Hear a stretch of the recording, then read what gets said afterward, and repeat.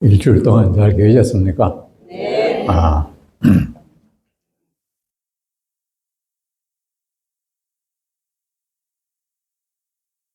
제가 오늘은 이게 좀 바빴습니다. 맨날 오던 길로 오면 될 걸 가지고, 딴 길로 한번 와본다고 했다가, 이 빙빙 돌아네.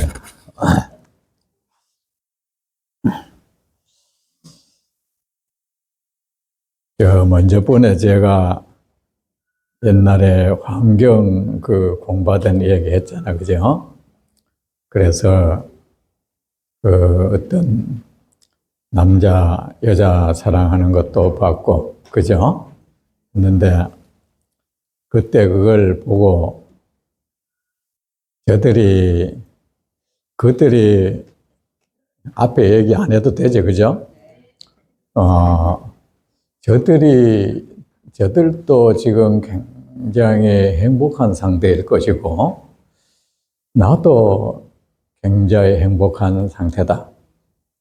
그렇다면 저들의 행복감과 나의 행복감이 어떻게 다를까? 또 뭐가 같고 뭐가 다를까? 이런 생각을 하면서 내려왔습니다. 같은 거는 저들의 행복도 현재 내가 누리는 행복도 내 온몸과 마음을 적시는 거는 똑같아. 응? 똑같고, 그런데 다른 게 있어. 여러분도 겪었지만 사람들은 어떤 행복이 오면은 거기에 계속 나를 파묻혀 버리려고 하는 경향이 있어. 그죠? 거기에 몰입시키려고 하는 거. 왜 그렇겠습니까? 그것이 지나간 뒤의 그런 것들이 싫은 거야. 그죠? 그것이 지난 뒤의 것들이 싫으니까 거기에 계속, 그리고 이들은 경험을 통해서 이것은 지나간다는 사실을 알고 있는 거야. 그런데 여러분, 우리가 왜 사람도 참다운 사람, 말도 아마 참말, 그죠? 참 행복, 참된 안락, 참사랑, 이런 말 잘 하잖아요. 그런데 그 참이라는 말이 사실은 이 변치 않는다는 것을 말하는 거예요, 그게. 참말은 안 변하잖아, 그죠? 거짓말은 변하잖아, 그죠? 범죄인들은 자기를 이 거짓 알리바이를 조작한단 말이야. 하려고 경찰 앞에서 얘기하면 경찰관이 가만히 있어도 자기 스스로 그 말을 계속 교정을 해요. 아까 내 한 말 중에 그게 빠뜨리 딱 하면서 있죠. 그게 계속 근데 거짓말 하고 있다는 증거인 거야. 그런데 참말은 아무리 100번, 1000번을 해도 똑같이 그 말이 나온다고. 그래서 왜 우리가 법정에 가면은 재판이라는 것이 참 묘해요. 재판을 주관하는 사람들은 변호사, 검사, 판사인데 그들은 우리 둘 사이에 일어난 일을 본 적도 없어. 본 적이 없는 사람들이 그 사람들끼리 우리의 이제 시시비비를 이래 가린다. 이게 아주 묘한 거예요. 그죠? 그래, 결국은 거기에 관계되는 증거들 갖다 들이밀고, 그죠? 이러는데, 왜 마지막 판결 때 판사가 왜 의견이 요래 대치될 때, 성추행 이런 거 있잖아. 판사가 판결문에 보면은 거의 늘 등장하는 말이 있어요. 원고란 원고의 말이 구체적이고 일관성을 가진 걸 보아 이 말이 딱 등장한다고. 그것은 사실 원고가 하는 말은 사실이다 판정은 안 해. 예를 들어 하는 말이 일관성이 결여되고 또 뭡니까? 구체성이 결여된 걸로 봐 사실이라고 판단하기 어렵다. 이런 거 있잖아요. 그 판사도 자기 결정이 다는 아니니까 그렇게 나도 들어보이 그거 믿기 어려워. 뭐 이런 거잖아. 그죠? 그래, 재판에 가면 일관성 있게, 아주 구체적으로 얘기해야 된다. 때로는 왜, 그리 재판은 어쩌면 거짓말 하는 놈이 이길 수도 있어요. 판사는 본 적이 없으니까. 그리 자세한 거 얘기하면 우리는 왜, 꾸며낼 수도 있어. 그러면 재판 많이 한 사람들은 이 판사를 가지고 이래 요리할 줄 안단 말이야. 그죠? 그러면 이제 거짓 진술이지만 정말 있었던 것처럼 구체성을 띠게 말하면 뭐랍니까, 판사는? 피원고의 말이 실제 경험하지 않았다면 할 수 없는 말이다. 이 말을 한단 말이 있다.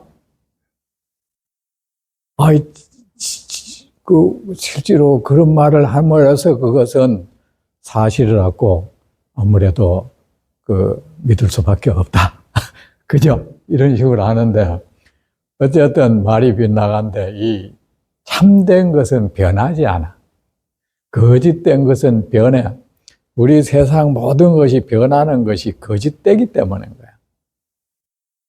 거야. 우리가 가지는 행복이라는 것도 변하는 거야. 오늘은 행복이었는데 내일은 이제 언제 싹 날아가 볼지 몰라. 왜? 이 변한다는 사실을 우리는 오랜 경험을 통해서 알고 있는 거야. 이거 변하더라. 우리는 결국은 경험이거든요. 여러분, 아이들이 잠을 잘라면 칭얼거리고 울잖아요. 왜 그런지 아세요? 죽을까봐 그러는 거야.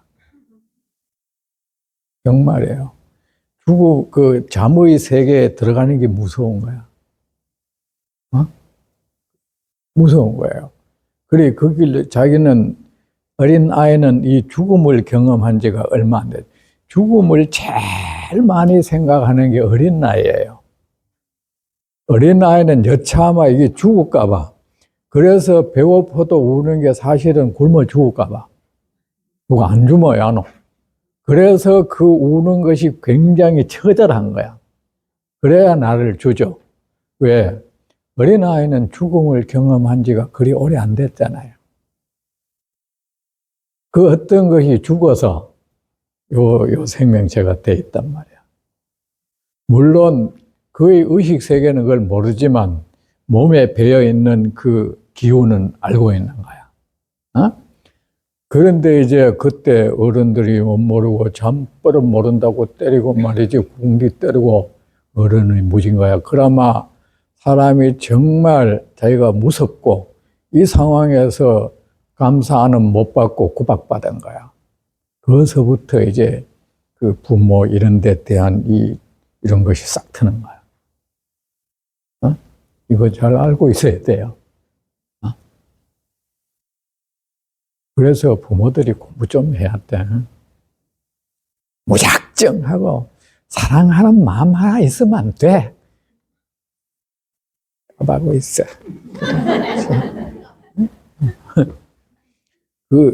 그런데 이제 그래요.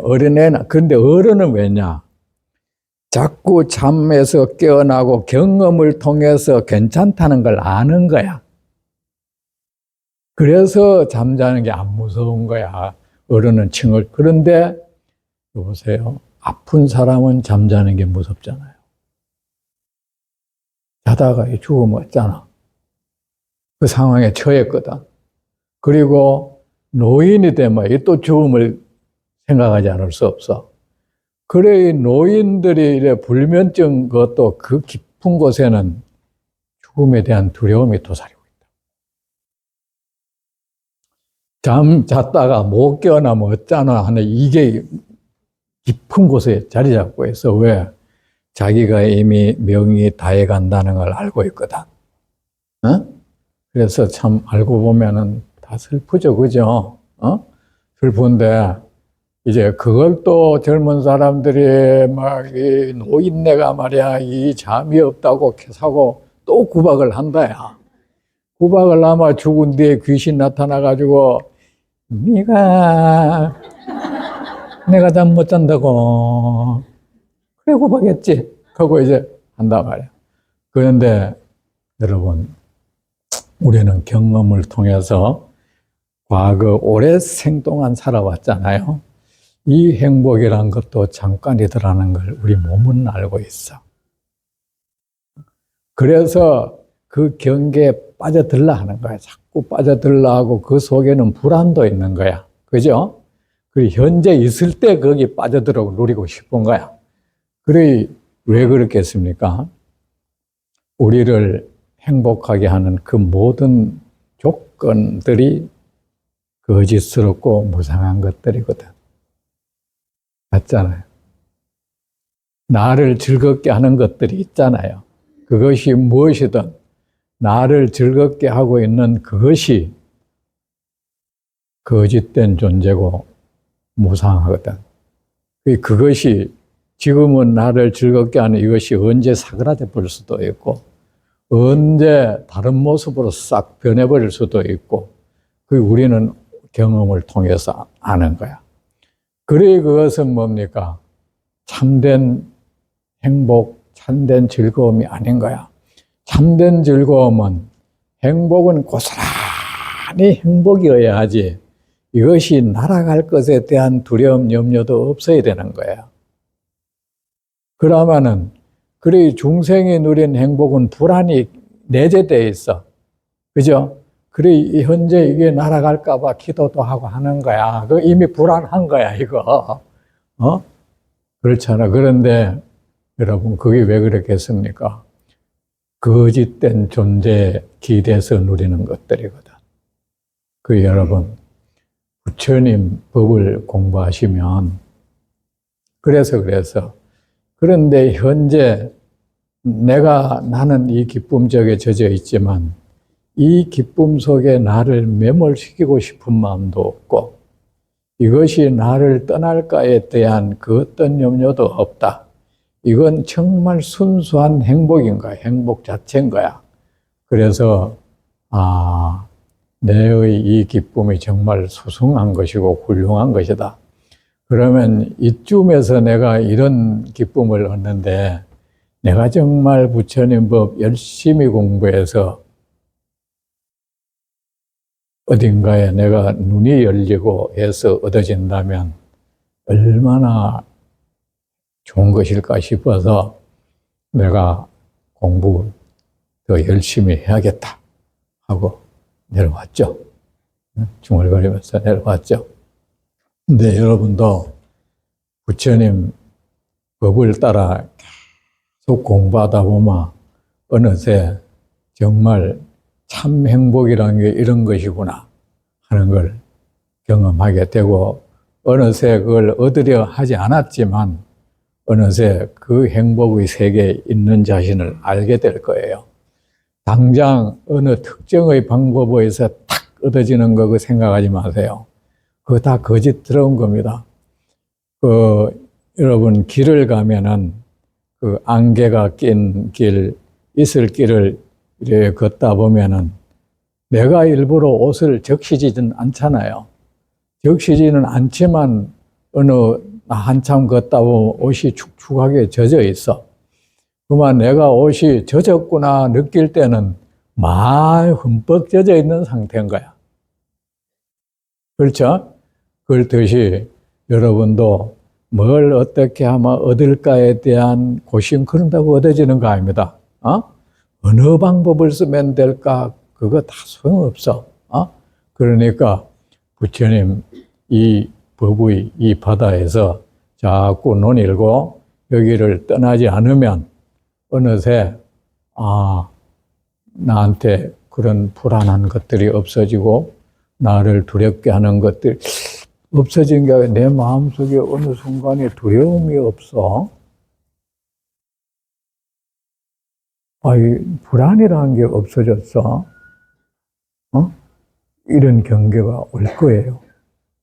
부처님 법 따라 하면 돼요. 아셨죠? 무슨 밥도 쓰면 되나? 그러면 안 돼. 그런 거 한다고 되는 거 아니에요. 부처님께서 합시다. 부처님께서 똑같은 음성으로 말씀하시면 부처님은 늘 똑같은 말씀을 해요. 똑같은 말씀을 하는 거야. 똑같은 음성. 그 음성이 어떤지 나는 모르겠어. 경전에는 가릉빈가음이라고 나오는데, 가릉빈가라고 하는 아주 아름다운 소리를 내는 새가 있단 말이야. 근데 부처리가 그 새 소리를 가지게 하겠어요? 그리고 부처님 음성을 어떤 데는 해조음이라고 해. 바다의 소리 있잖아. 그 바다의 소리가 뭐지? 그 바다 소리가 뭔지 모르겠어. 그 바다의 소리 해조음이라고 하고, 부처님 음성을 어떤 경우에는 자연음이라고도 해. 또 때로는 부처님의 음성을 천상의 음성이라고도 해. 그런데 어떤 표현을 한들 이렇게 저렇게 표현한다는 게 부처님의 음성이 아주 신묘하다는 거야. 제가 옛날에 그 법화경을 한 1년 6개월 동안을 일종식을 하고 부처님 앞에 딱 반어를 하고, 부처님 제가 오늘부터 잠자는 시간 하루 한 끼만 먹고 잠자는 시간을 제외한 거는 모두 그 부처님 법화경을 독송하겠습니다. 이 절을 증명해 주십시오 하고, 그때부터 하루 한 끼를 먹고 읽어대는 거야. 읽어대니까 처음에는 배가 고파. 고프는데 한참 지나니까 요서 말이야. 이게 쏙 올라와요. 아주 묘한 게, 요 정극, 요 미간에서 싹 올라가, 요래 싹 퍼져 그래가지고 난 거 보고, 이게 내가 도가 높아지나? 경전을 읽으니까, 처음에는 보기가 좋아, 아주 우산처럼. 근데 계속 나중에 김이야. 온 얼굴을 덮어버렸어. 그래, 이게 내가 잘못한 거야. 예를 들어서, 일종식을 하면 그 경전 읽으면 안 되는 거야. 힘 다 소진되잖아요. 그 일종식 하면 이래 그냥 조용히 참선하고 이런 거나 해야지. 경전 읽는 건 이게 엄청난 에너지 소모거든요. 무리가 왔는 거야. 그래가지고 그 뒤로 안 없어져. 그 선방 가도 안 없어져. 안 없어지니까 왜 사람들 김이 없어지는 책을 읽으니까 김이 없애는 방법은 수없이 많아. 근데 그래 해도 안 돼. 그때 어떤 한의사가 하는 말이, 스님, 그 방법이 많다는 것은 치료하기 힘든다는 겁니다. 묘방이 많은 거는 치료가 힘드는 겁니다. 하더라고. 그런데 나중에 포기해버려서. 근데 어느 순간에 없어져 버렸대. 내가 뭘 했는지는 모르겠고 없어져 버려서 깨끗하게. 어느 순간에 아침에 일어나야 안 보이더라고요. 근데 여러분 그 수많은 방법들, 수행하는데 수많은 수행법이 있잖아. 우리 흔히 84,000 방편법이라는 것은 특별한 방법이 없다는 뜻이야. 아셨죠? 그게 정말 뚜렷한 하나의 방법이 있다면 부처님이 뚜렷한 하나의 방법을 말하겠죠. 그런데 수많은 방법을 말했다는 것은 그게 없다는 거야. 그리 여러분이 이제 똑같은 음성으로 부처님이 이래 얘기를 하면은 중생 이 사람은 부처님 음성은 이렇다 하는 것은 그 음성이 이 세상에는 존재하지 않는 음성이라는 뜻인 거야. 그죠? 그러니까 부처님 말씀은 일단 진실의 음성이잖아요. 응? 그리고 부처님이 진실을 말하는 게 아니고 우리는 아무리 진실을 말해도 그 진실이 아니야. 내가 진실을 말하겠다 하면 그건 진실이 아닌 거야. 어? 그리고 진실이 그를 타고 흘러야 되는 거야. 응? 부처님은 그런 분인 거야. 내가 진리를 말하겠다 하면 그 말은 진리가 아닌 거예요. 그냥 내가 진리를 말하겠다 안 해도 이미 진리가 그의 몸을 타고 흐르고 있어야 되는 거야. 그래서 그냥 진리가 땅에서 물이 새어나듯이 그런 것이 진리의 음성이지, 진실의 음성이지, 내가 하늘에 맹세코 진실을 말하겠습니다. 진리를 말하겠습니다. 진리면 내가 모르는 걸 어떻게 진리를 말해? 그리고 나는 진실하고 거리가 먼 존재야. 내 몸, 마음 전부 거짓된 존재인데 그렇잖아요. 그리고 이 거짓스러운 것을 애지중지하면서 사는 난데 내가 어떻게 진실을 알고 진리를 알겠어? 어? 그게 조작된 거 나오죠. 그래 부처님이 이렇다는 거, 부처님의 말씀은 이 진언이에요. 아셨죠? 여러분, 진언한다고 뭐 이상한 말 그거 쭝얼거리지 마세요. 부처님 말씀이 진언이에요.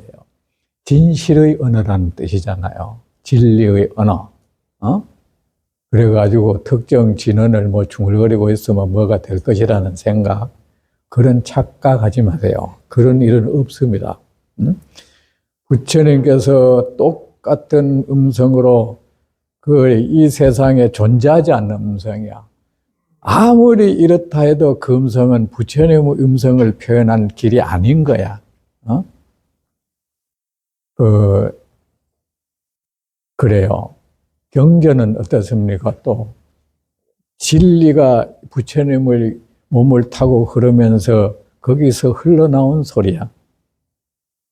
이 진리 음성이요. 이것을 이제 우리의 중생의 언어로 표현을 했단 말입니다. 왜냐? 이 수보리나 이 모든 이들은 아라한이었어. 그리 부처님의 음을 알아듣는 사람들인 거야. 마치 시인이 자연 현상을 보고 시로 표현했듯이 경전도 저 천상의 신들이 부처님이 이렇게 부처님 앞에서 어쩌면 부처님은 내가 말을 하겠다는 어떤 생각도 없었을지 몰라. 그냥 가만히 보고 대중을 보고 있는데 그것이 천상의 저 신들, 그 앞에 있는 수많은 아라한들한테는 묘한 음으로 들렸던 거야. 그래서 이들이 중생을 위해서 중생의 언어로 이렇게 만들어 놓은 거예요. 이게 부처님의 음성이에요.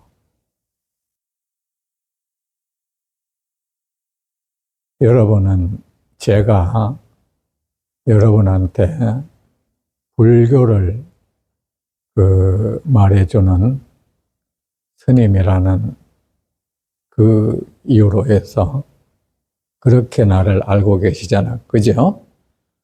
그래, 저 사람은 불교를 제대로 알고 있는 사람이고, 저 사람은 진실로 우리에게 그 부처님의 참다운 법을 알려주려고 하는 사람이다. 이런 믿음을 가지고 있어. 그죠? 그 믿음이 그런 생각을 했습니다. 우리 모두에게는 전부 잠금 장치가 있어. 누가 내 집에 들어올세라. 내게 이것이 어떻게 발각될 세라. 그죠? 그런데 사람마다 나름대로 이렇게 딱 봉인하고 있는 것들이 있어요. 그 잠금을 딱 하는데, 여러분은 내가 불교를 여러분을 위해서 참된 부처님 법을 가르쳐 말해주는 그런 스님이라는 하는 그런 믿음으로 인해서 여러분은 각자 가지고 있는 그 잠금 장치를 풀어. 나한테 지금 풀어가 있다고요. 풀어가 있는데 그것이 풀리면서 여러분 이 세상에 대고 또는 나에게 하고 싶은 말들을 내게 하고 있다고요. 여러분의 숨소리, 눈빛, 이것들이 내게 이 전에 들어오는 음성들인 거야. 그 음성은 여러분은 세상 누구에게도 그런 말을 한 적도 없었고, 하고 해주고 싶은 마음도 없었고, 세상 태어나서도 한 번도 말한 적도 없는 그 말이, 그게 정말 여러분 하고 싶은 그 말이었는데, 그것이 이 부처님 음성인 거예요. 그것이 어떤 이치에 맞고 안 맞고에 상관없이, 그거는 정말로 가슴 속 깊은 곳에서 이 세상에 내뱉지 못했던 이 말을 여러분들이 지금 나한테 하고 있다고요. 어쩌면은 내 말을 듣기보다도 그 말을 내 말 좀 들어보세요.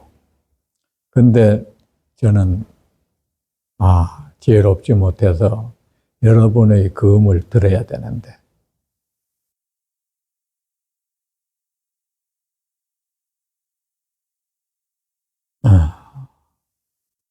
그것이 진짜 부처님 음성인데,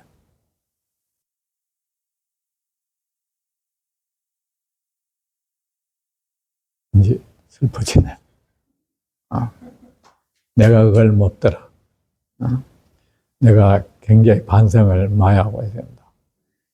그냥 경전에 문자로 되어 있는 이 말들, 그냥 내가 가지고 있는 이 주관적 생각들, 지식, 견해, 이런 것들을 말할 뿐이죠. 여러분의 음성을 내가 들을 줄 알아야 되는데. 그래도 그 음성은 여러분은 이미 이래 내놓을 때, 내가 알아듣든 못 알아듣든, 그죠? 그 내놓을 때 이미 부처님께 들려지고 있어요. 자, 부처님께서 똑같은 음성으로 설법하시면 중생들은 처지 따라 알아듣고 처지 따라 다 알아들어, 그죠? 그래, 부처님 음이 중생의 말하고 똑같은 거야. 그게 진실의 음인 거야. 그죠? 그래, 여러분 스스로도 여러분 존재가 하고 싶은 그 말을 좀 들어봐야 돼요. 뭘 자꾸 주워 담으려고 하지만, 부처님의 음은 그 음이에요. 이 몸이 우는 소리, 이 몸이 사라지고 생겨났다 사라지면서 나는 그 소리, 이게 부처님 음성이에요. 부처님께서 똑같은 음성으로 말씀하시면 중생들은 처지 따라 알아듣고 깨달음 얻네. 중생들은 제각기 처한 처지가 달라. 처한 처지가 다르면은 받아들이는 각도도 다 달라, 그죠? 각도도 다 다르면 말 자체가 그들에게는 다른 말로 들려요. 맞잖아. 아마 여러분한테 내가 여기서 어떤 말을 했나 하면 여기서 고스란히 쟤한테 들은 말을 해보라 하면은 일치하는 거 하나도 없을 겁니다. 왜? 자기한테는 그래 들렸어. 맞잖아요. 그래, 여러분, 남 얘기를 하는 걸 삼가야 돼. 두 사람이 대화하는 걸 내가 직접 들었어. 그렇다 해도 내가 듣고 기억하는 것은 실제 그들의 말이 아닐 수가 있어. 아시겠습니까? 그들이 한 말이 아닐 수가 있다고.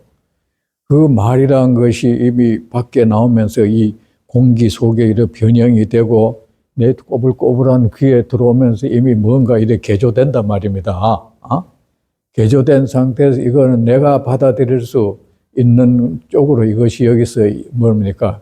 이 변형, 이게 변형돼 가지고 들어가지고는 내 뇌에 이래, 맞아, 이 사람이 이런 말을 했구나 할 때는 이미 그 다른 말인 거야. 아셨죠? 그 사람이 한 말이 아닌 거야, 이게. 그래, 기억의 오류라는 것은 염두에 둬야 돼요. 눈에 보이는 것도 마찬가지야. 내 현재 정서 따라. 그게 말이 달리 들려버리는 거야. 그래, 낱말 옮기는 거, 그런 거, 내가 직접 들었어. 이것도 별 의미가 없어. 왜 어린 애들 보면 어쩌다 뭐 성인들한테 성폭행 당해. 아주 나쁜 놈의 자식들이 있어요. 뗄 주일 놈들이가. 초등학생 이놈들, 이런 아들 있잖아요. 그러면은 옛날에 어떤 신문에 봤어. 이 어린 애가 그러니까 이제 경찰서한테 뭐 이 어른이 나를 밧줄로 꽁꽁 묶었다. 나중에 알고 보면 밧줄에 안 묶었어. 그만 어른 전에 신문에 봤어. 요새 애들이 반란 가져가 이런 거짓말을 한다. 거짓말 안 했어. 어른 입장에서 거짓말했지만 그건 거짓말은 아니야. 왜? 어린 나한테는 자기가 꼼짝할 수 없는, 더 저항할 수 없는 그 상황이 밧줄로 묶인 거야.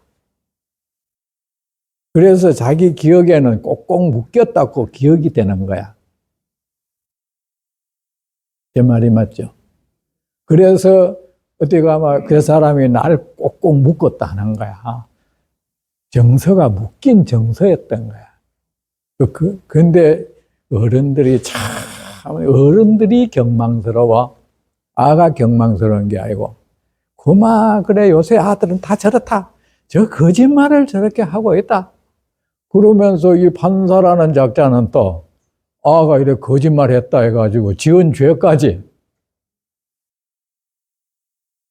그런 예가 실제로 있어요.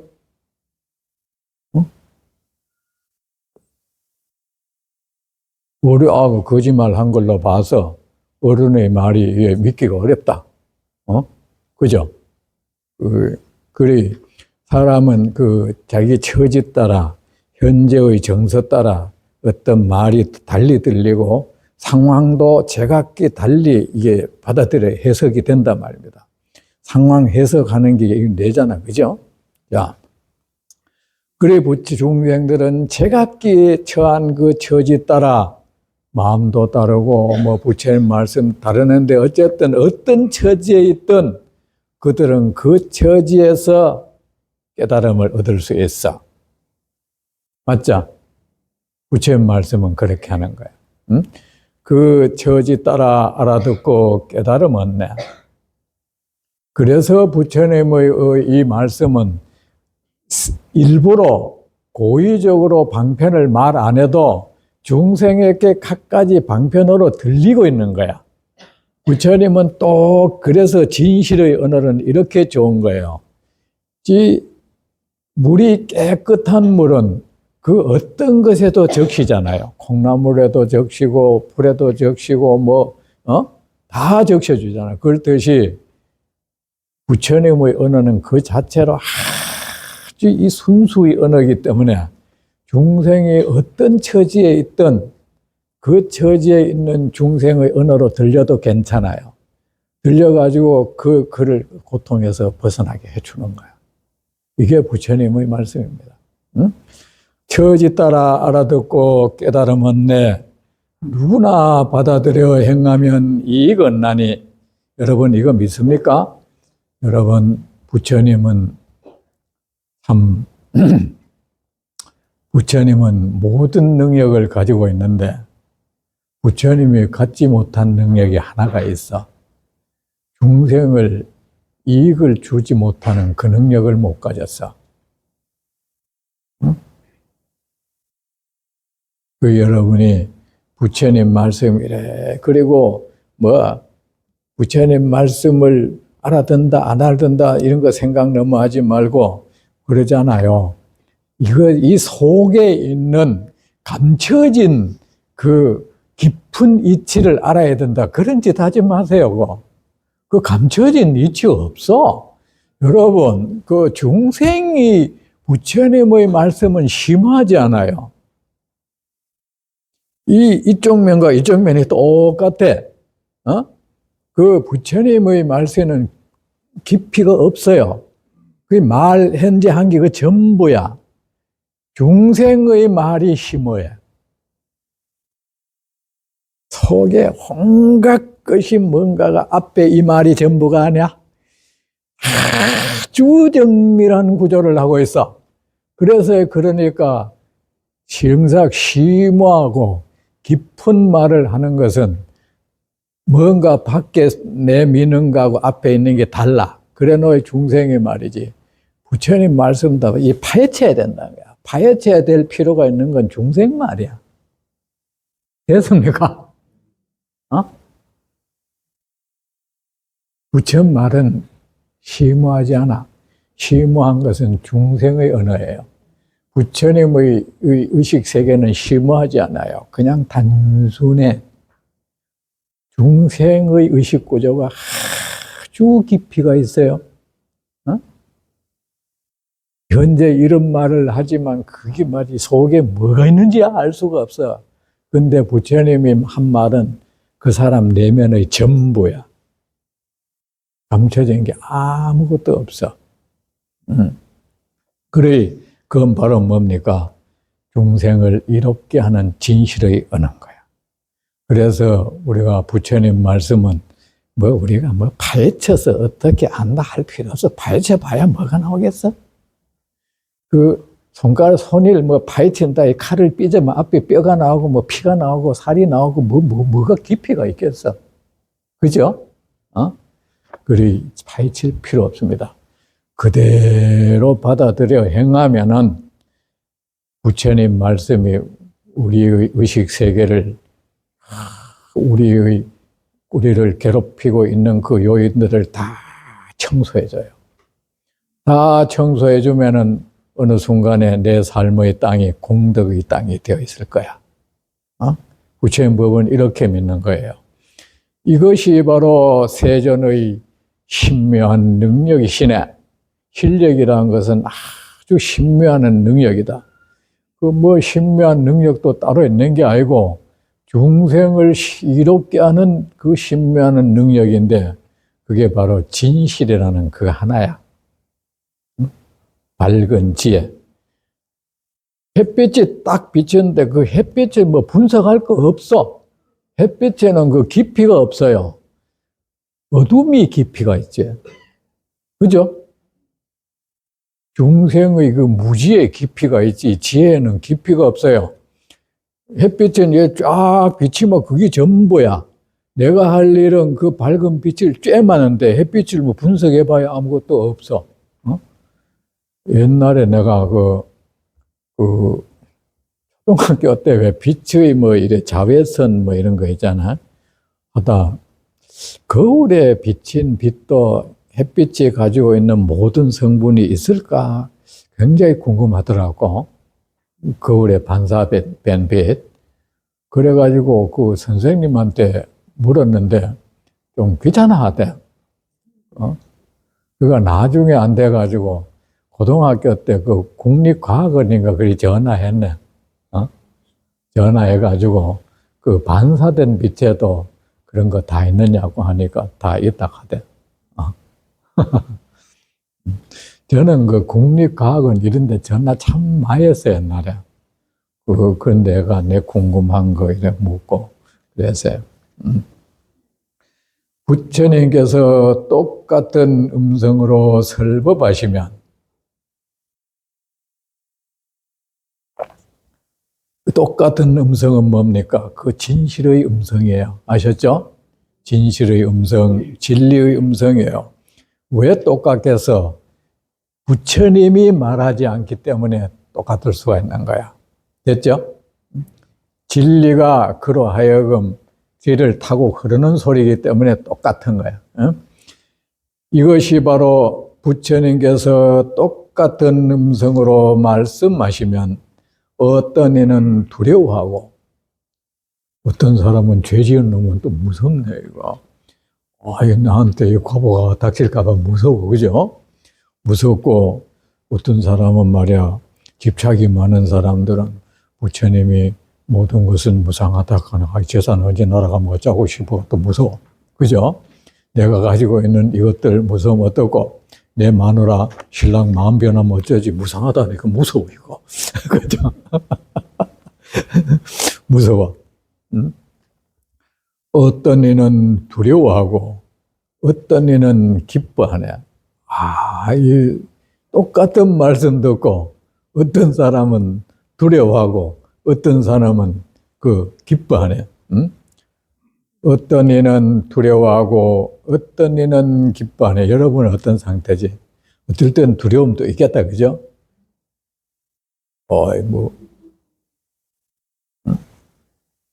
과보 자꾸 얘기하니까 무섭기도 할 것이고, 그죠? 어떤 이는 두려워하고 어떤 이는 기뻐하네. 세상이 싫다고 떠나려 하는 일도 맞아, 이 세상이 무상하고 거짓되다. 여기는 고해다. 난 떠나야 돼. 또 이런 떠나려 하는 그런 사람들도 있을 것이고, 의혹이 사라져 믿음이 생기는 이도 있으니 여러분은 어느 쪽이죠? 두려움도 생길 수도 있고, 이것이 부처님의 법이구나 기뻐할 수도 있고, 세상이 싫다, 난 떠나고 싶어, 여기까지는 알겠지, 그죠? 이런 사람도 있을 것이고, 저는 출가를 세상을 싫어서 떠나는 것보다는 어느 날 세상 사는 게 참 막막하더라. 고등학교 3학년 때인데, 그때는 막 이 공부에 매진을 하잖아. 매진을 하는데, 내가 중학교 2학년 때부터 이 사법고시 공부를 했단 말이지. 공부를 잘해서가 아니라, 우리 집이 가난하니까, 내가 빨리 옛날에는 그 사법고시는 학력 제한이 없어. 왜 그걸 없앴는지 모르겠어. 그죠? 그것도 참 기득층들의 그 횡포야, 그것도. 의사는 이해를 내. 실험도 해야 되니까, 그죠? 독학으로 힘들지만. 근데 사법고시 어차피 지난해나 머리에 외학을 하는 건데. 그죠?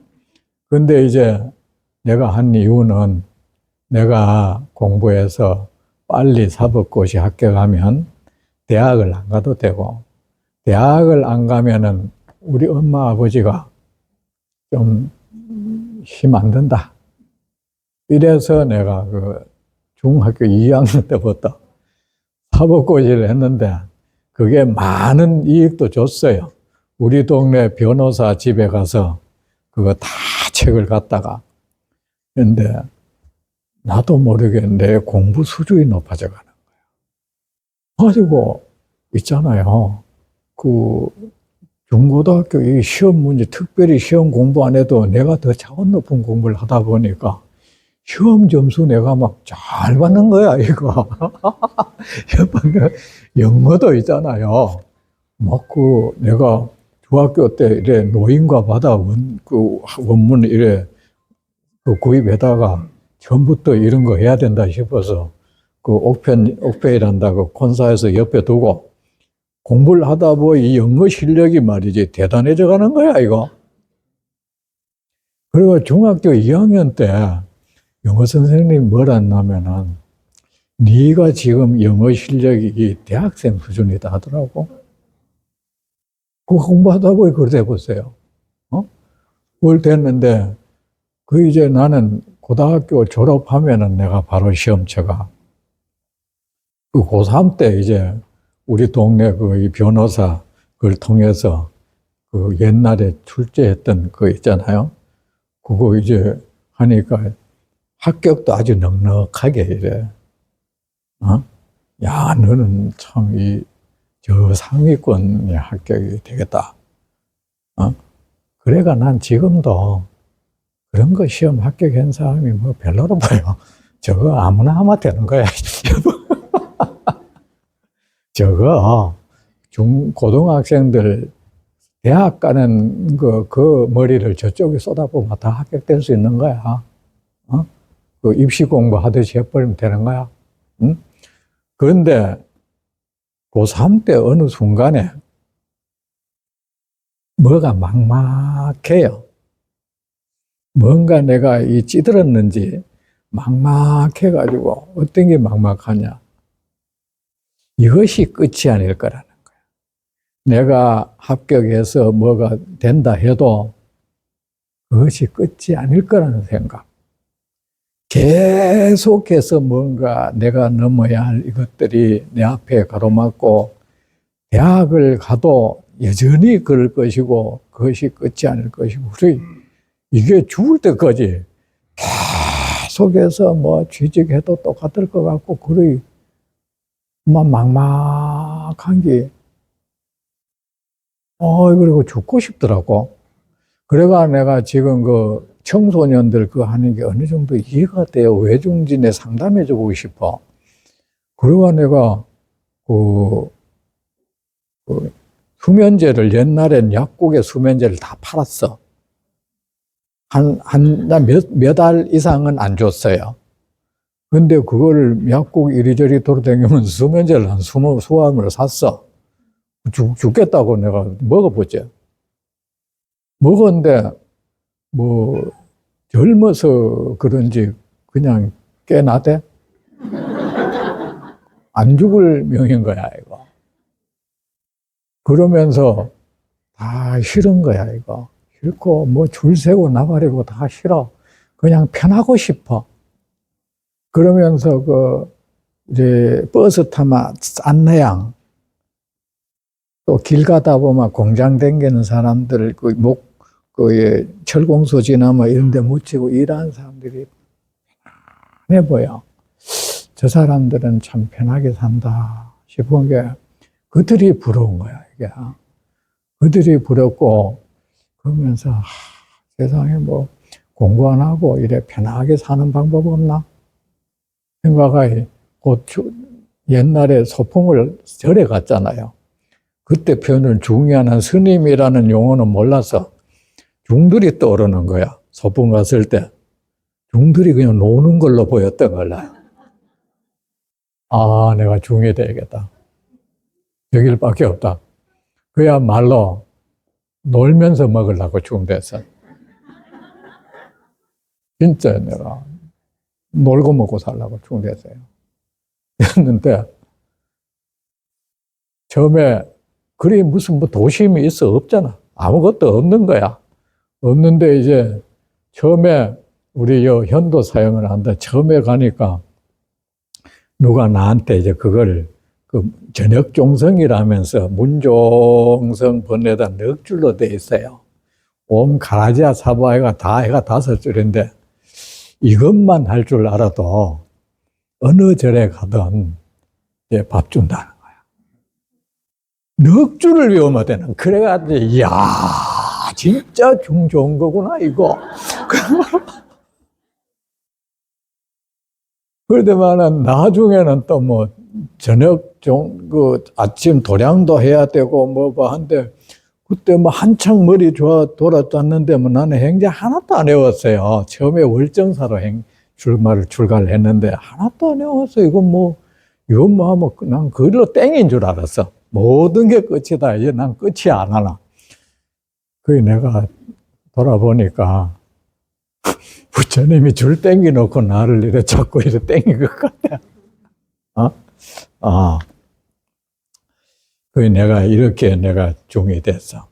어떤 이는 두려워하고, 그래서 내가 이래서 나는 아직 스님 되는 사람한테 니 왜 스님 됐는 안 물어요.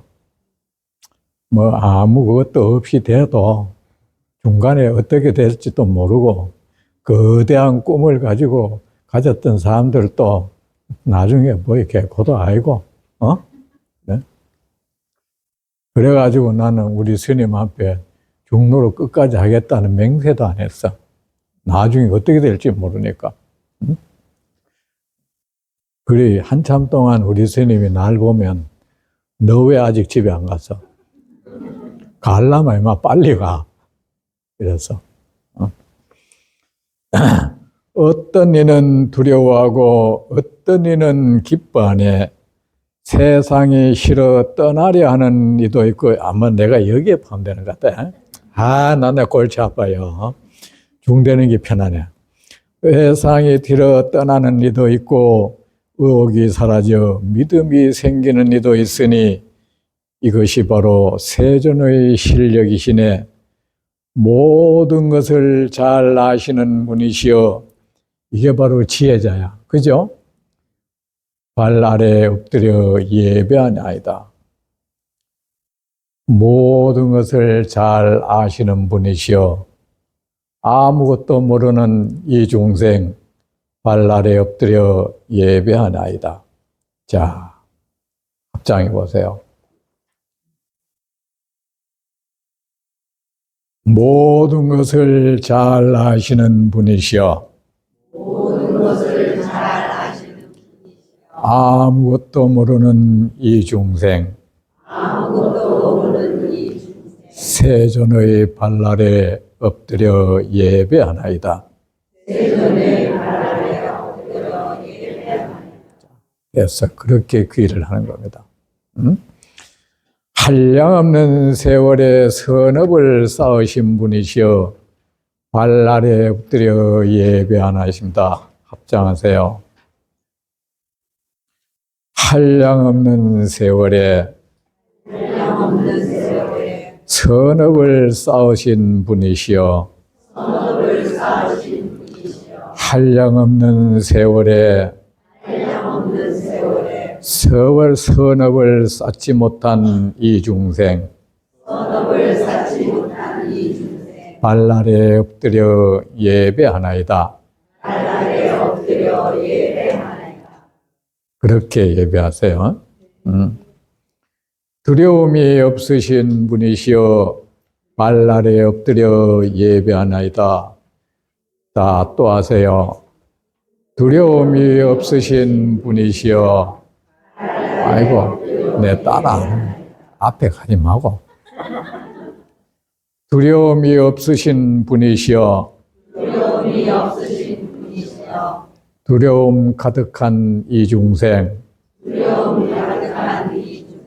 세존의 발 아래 엎드려 예배하나이다.